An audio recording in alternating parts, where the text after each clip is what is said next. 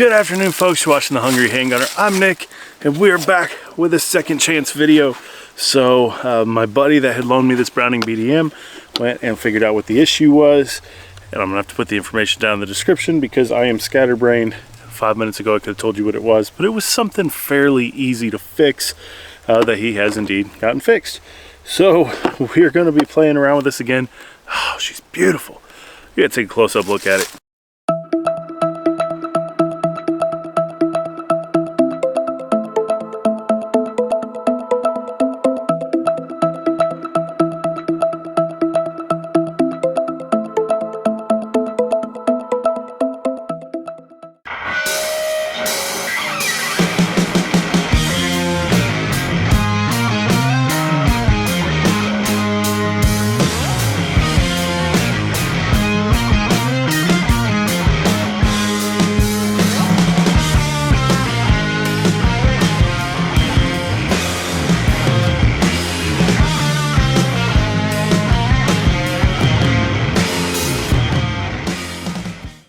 So what an absolutely gorgeous piece of JMB engineering there. John Moses Browning for the undiscerning amongst you. So the first time we had this out though, this pistol was designed to kind of bridge the gap between a double action revolver and a DASA semi-auto. Well, got it out here and basically it was just double action only. We couldn't get it to work the way it was intended. And I'm going to show you guys a little bit more on that once I finish loading up these happy pills here in the mag. But the gun is kind of a cool concept. Now obviously by today's standard, even DASA is kind of obsolete, but for the time period, very cool idea. So the basic premise is that you would take this little key, if you will, on the magazine there and insert it into there and be able to change it from pistol to revolver mode. So right now we seem to be in DASA, the hammer won't stay back, or double action only I should say. We pivot that around and now helps you take the safety off. Now the hammer stays back and you have a decocker.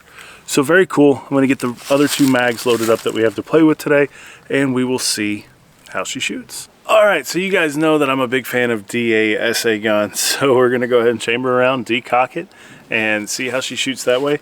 Also, shout out to Axel. Again, I don't give them nearly enough shout outs, but these are the Axel Tracker muffs. They are my favorite muffs. I also like their 3-in-1 bud style hearing protection. There'll be a link down in the description if you want to check them out.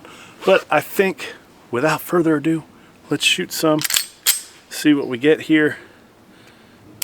All right.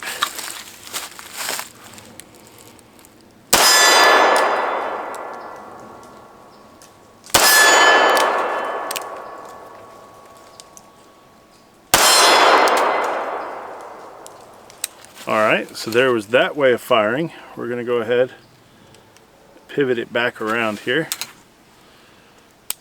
see what we get.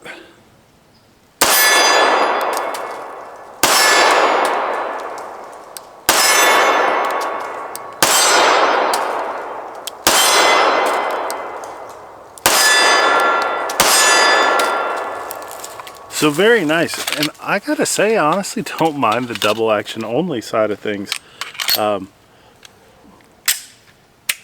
DAO is not terrible in this gun, so we're actually going to go back to that. Alright, let's see here. Let's reach way out there, if we dare.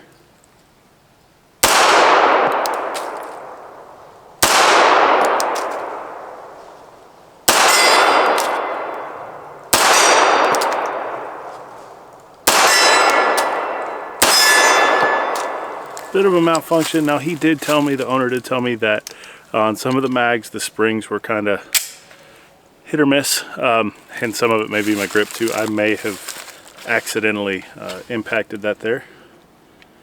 So it's just amazing to me that you can change the fire modes on this gun that easily.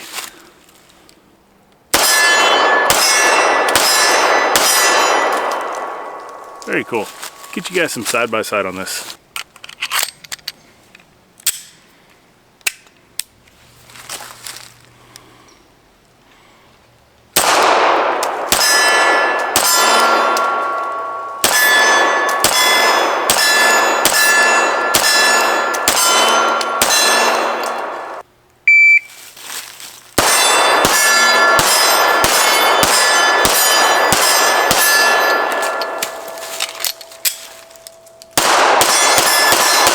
So I'd like to start by telling the owner of this just fantastic pistol, thank you so much for letting me borrow it, especially a second time to come back out here and kind of show it in its true light. That's a really cool opportunity, and I don't take that opportunity for granted.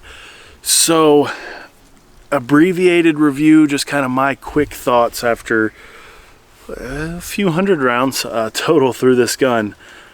I think that if you stumble across one of these and you're interested in a Browning, you're interested in the BDM style, obviously they're not making anymore, so it may not be a bad idea to grab one of these. I mean, just look at it. Two-tone look is cool. A lot of people like that, myself included. You're getting a piece of history, especially as it pertains to double action, single action pistols. You know, this was kind of there to say, hey guys, there's a better way than the double action revolver, and history has kind of borne that out. So very cool gun, one of the most ergonomic pistols that I have ever held. I can only speak for me, but I'm going to keep my eye out, and at some point I'm going to try to get one of these because, well, why not? Very comfortable gun, very cool, very easy to shoot. As you guys can see, I didn't have a holster, so I wasn't doing any work from concealment or a holster or anything like that. But even from a low ready, a very easy gun to shoot. If I can shoot it that easily this early into owning it, well, chances are you probably can too. So very cool gun, very awesome piece of history. There's going to be a lot of stuff down in the description on this one.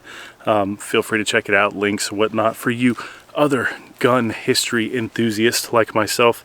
So again, special huge thank you to the owner that let me borrow this, not once but twice. I thought that was really cool.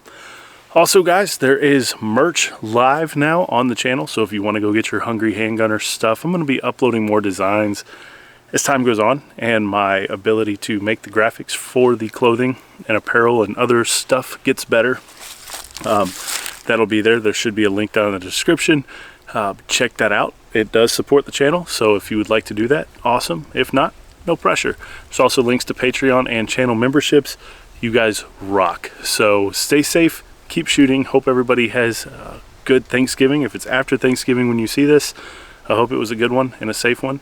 And I'll see you next time.